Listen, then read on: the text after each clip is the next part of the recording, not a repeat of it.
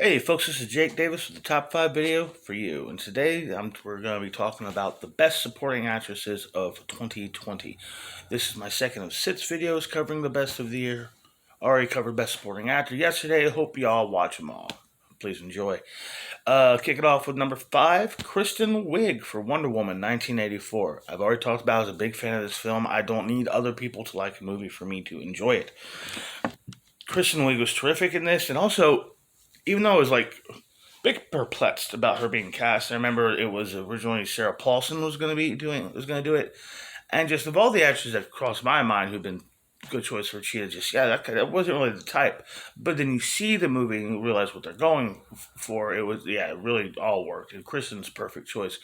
I mean, I can't really think of any other actress who could really nail both the awkward nerdiness and insecurity and just flip a switch, and now it's like uber confidence and deadly sexy. But yeah, she's great in this. I loved her in this, and I was a bit thrown off when I first saw the film by her name being Barbara Minerva, because I grew up with a totally different character as the cheetah, and there is some legitimate complaints. I kind of felt that while she's good in it and everything, that you could have probably cut her character from the film entirely, and it wouldn't have affected the movie that much. Now, that's probably true, to be honest. But at the same time, then we've just had another movie without Cheetah, Wonder Woman's archenemy, and this is a trend I'm getting sick of, anyways.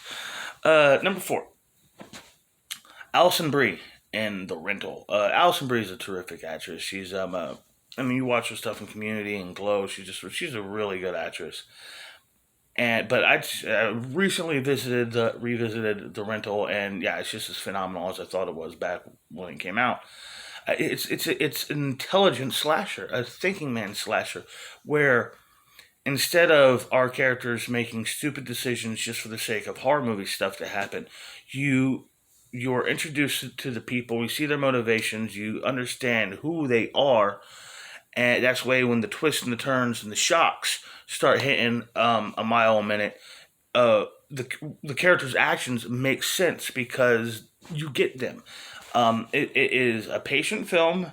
It's a bit of a slow burn, sure, but what a hell of a payoff. And Alison Brie to me is just steals the movie. She's easily the best thing about it. Seeing her go from this, I mean, just she goes through this. I mean, it starts with she's just a woman on vacation, and then a terrible secret is revealed about her husband, which kind of throws up the whole mood that everyone's in. And then she just says "fuck it" and just gets shit faced on ecstasy, and then they figure out there's a killer in the woods. But it's all just so played naturally and progressed, and even come down to when it gets to the scary, shocking shit, there's still this, she's not playing it like it's like someone who's just been suddenly sobered for the sake of the moment. It's a consistent, confident performance, and so is the whole film, quite frankly. Number 3, let's say Leslie Manville and Let Him Go. Just she plays I forget her character's first name, but she plays Mama Wee Boy, and the Wee Boy clan they're just wretched human beings all around. But this woman, she's hard, obsessive, abusive, manipulative, controlling, and utterly no empathy whatsoever. I mean, she probably only got like 3 scenes, maybe 10, 15 minutes with the screen time, but what a chilling villain Leslie Manville puts out here for you. They spent the first half of the movie building her up, and then yeah, it's a hell of a good payoff. She's great in it. Number 2, let's say Mia Goth for or is it Mia? Mia Goth for Emma. If you don't know Emma, of course, Jane Austen's book, Clueless, was based off on it, and I had loved Clueless when I was a kid. Sorry, but yeah, that's a really good movie. I've watched it many times with my sister and my wife and my daughters. It's a great movie. Um, she's basically the Brittany Murphy character to a degree, even though Brittany Murphy's character is a bit of a hybrid. But yeah, She's young and idealistic and optimistic about life, in love with virtually everyone she knows, and totally looks up to Emma. And Maya Goth is already this kind of unique classical beauty, in my opinion, and just she brings so much earnesty and innocence and honesty to this performance, and I just thought she was wonderful. A wonderful addition to a, quite frankly, a very delightful film. And my number one pick for Best Supporting Actress of the Year is Andrea Riseborough for Possessor. Now, wait for a second. Now, you might just say she's the main character. She's the main character of the film. She is, but there's very little screen time of her herself on screen. We mostly we're seeing Christopher Abbott play her as he's playing himself at the same time. Kind of crazy shit. But Riseborough's performance, Voss, the possessor assassin, is, when she's in her body, she seems so uncomfortable and so unhappy and empty, just a shell of a human being, that the body of Voss has essentially just become a sheath for this weapon, just to keep her holstered and quiet until it's time to use her again. And you can tell that, as in this form, in the real world, in her real body, there is no life, there is no compassion. She doesn't care about her kid or her husband or her day-to-day activities. It's the job, which is also a great point of the film. Possessor itself, it really does kind of lead into this theme of your work controlling who you are, kind of thing. It's a wonderful movie, great horror film. I watched my review for it from a few days ago. Masterpiece. Is a brilliant horror movie. And I got some honorable mentions. Liam McHugh for The Lodge. I think this girl's like maybe 10, and just at times downright chilling performance she puts in this film. Lynn Collins in Beneath Us.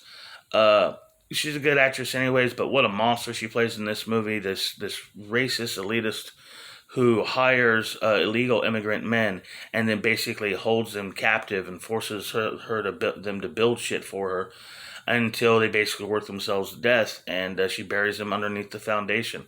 All while she, tells all her friends that she's this compassionate liberal.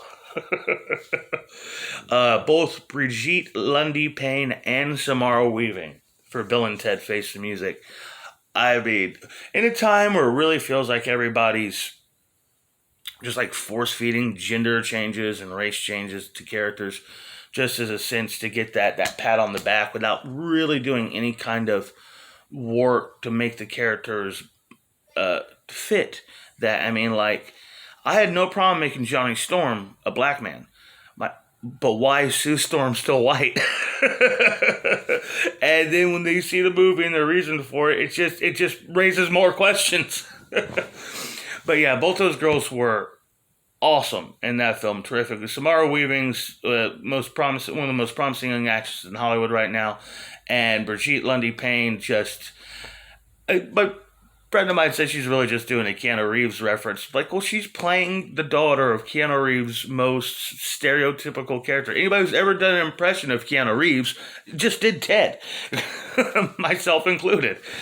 I thought this was wonderful. I had a blast watching Bill and Ted 3, and the best thing about the movie are the girls, all their daughters. And finally, I'll mention Robin Nevin in Relic. There's a lot of things going on in that movie. Again, another horror film with some dark themes of age and the deterioration of life and the mind, and just it's all represented through this physical rot that we see going on all over the film. Like the house is rotting, the land is rotting, and the woman, their grandmother Robin Nevin, is rotting away, and it's a wonderful performance from Robin Nevin. Anyhow, that's my second of these 6 videos. I certainly hope you all enjoy this. Hope you watch the whole thing. Go back, watch the other thing. I look forward to the next 4. Please like, share, comment, subscribe if you want to. I'm Jake Davis, and I'll catch you on the fly.